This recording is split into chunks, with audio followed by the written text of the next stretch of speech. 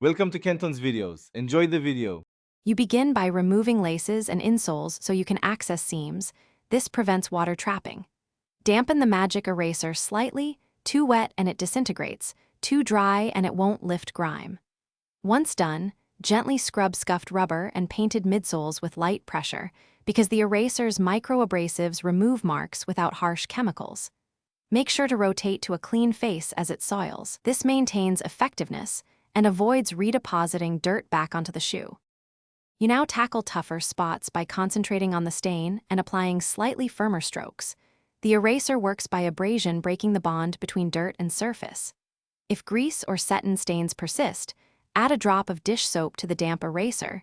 This emulsifies oils while the abrasive lifts residue.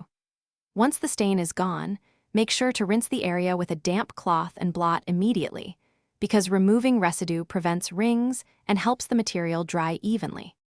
You finish by letting shoes air dry at room temperature. Heat can warp glues and fade colors, so avoid dryers. Once dry, fluff fabric with a soft brush and reinstall laces and insoles. If you notice abrasion marks or color loss, stop using the eraser on that area.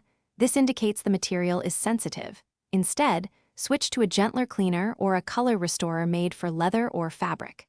Remember, quick testing and gentle pressure prevent most problems, so adapt technique. Thanks for watching. Consider subscribing if we helped you.